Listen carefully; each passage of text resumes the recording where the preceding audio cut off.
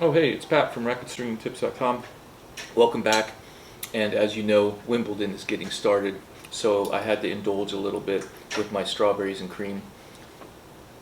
It's not as good as if you were there in person, but hey, I had to give it a shot. So let me put that down and we can get started. And of course, I have my umbrella just in case I need that, because you know it's going to rain if you're at Wimbledon.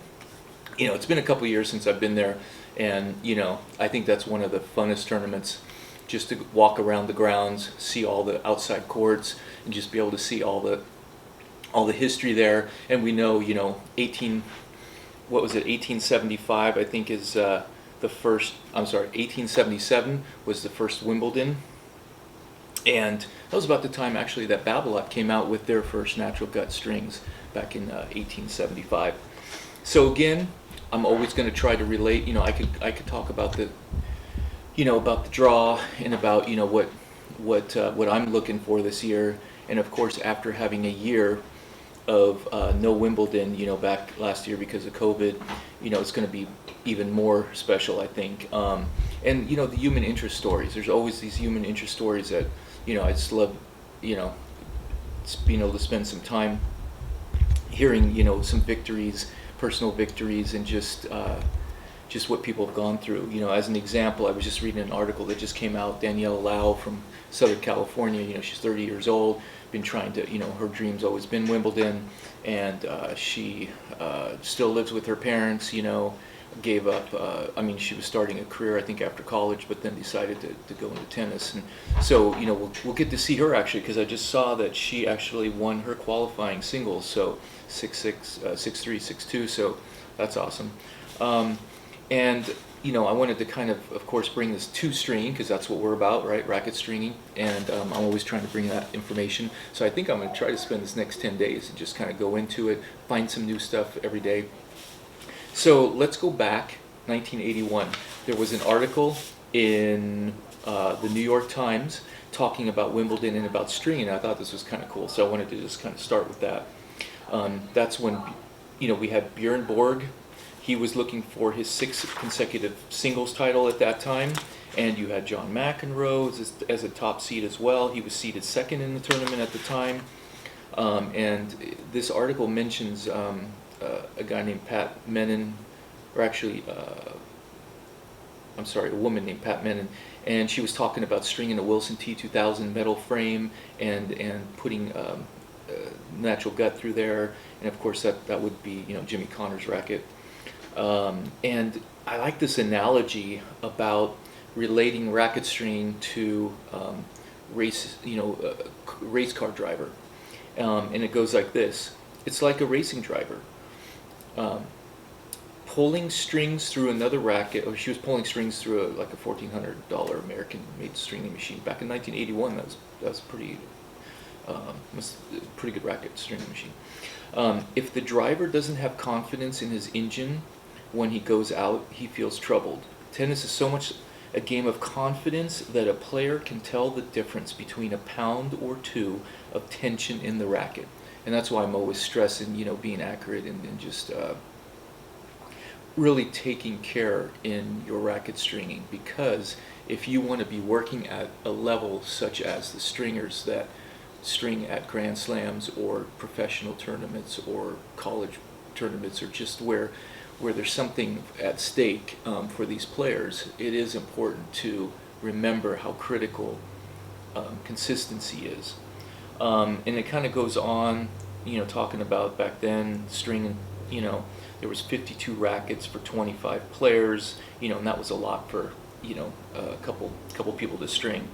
And then of course they're talking about, natural gut, because that was primarily the string that most players used at that time.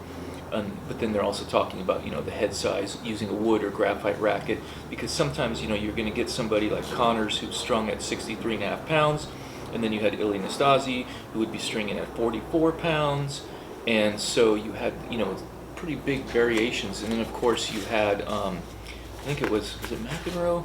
I thought the article had something about the tension was like 72 pounds. No, actually McEnroe was 50 pounds. Who was 72? Was it Borg? Yeah, board was strung in at 84 pounds, and that's pretty tight. I mean, even though it was a smaller frame, but still, getting that wooden frame. Of course, back then they used a lot of leather pads through many of the holes and stuff on the outside and stuff. So, anyways, I just thought I'd kind of reference that a little bit because that was kind of fun, bringing back a little bit about the difference back in the late 70s and early 80s stringing, and now up to today. I just saw an article, actually, New York Times, that came out on the 26th of June, talking about the head stringer at Wimbledon. He's been there since 2014. His name is Paul Skip, and he leads a team of 16 stringers, and they utilize the top of the line Babolat stringing machines, and they have a very cohesive team, and that's the big word right there, team. You have to be willing to be part of a team. You can't just be a sole stringer doing your own thing. The rackets come in from the players or the coaches, and then they get assigned to somebody there, and then later on somebody is going to stencil it, and they have to be accurate with their stenciling. They're going to bag it up and then get it ready to go back out. So it's a team effort, and so everybody's important in that team, and they have such a cohesive team that they will have 12, let's say about 12 or 14 machines out, and then there'll be a couple stringers that will, like if one of the main stringers is taking a break, they'll have one of the relief stringers come in and take over, and everybody strings the same, and so it's all consistent, and so that way you always have all the machines are being utilized, and it's more efficient that way. And they work long days. I remember stringing at some events, and you'd be working 14, 16 hours. You hardly sleep, and of course every day they have to calibrate. They have to check the calibration of the machines, make sure everything is the same. It has to be the same day from day in and day out, because when these players are coming from another tournament, they're getting ready. They need to, they don't have days to get the stringing right, because the stringers don't know the right tensions, or they're not accurate, and the machines aren't accurate. The top players can't wait for this. So of course you're going to have your on-site team, and that has to be, if you really want to build that business up, it's just like anything, a business, right? So the players need to feel like this is going to be consistent for them, because they're coming from another tournament, and of course they're going to have a couple rackets probably strung, just especially at Wimbledon, probably a little bit tighter due to faster courts, and they need a little bit more control, so they might go a little bit tighter. Weather conditions, you're always going to have a little bit of rain at Wimbledon, and so that's going to, the humidity and all that's going to change, and so you might be stringing rackets a little bit different, but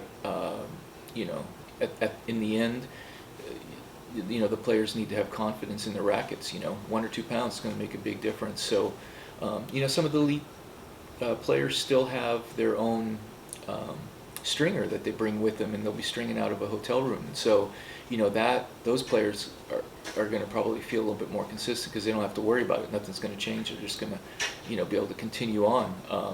But there's a lot that goes into it. So I hope over the next 10 days, as I find some more information and some good stories, I want to go ahead and share that with you. But I just wanted to get started, because tomorrow is day one. I think the draws, you can find that on Wimbledon website, the tournament site.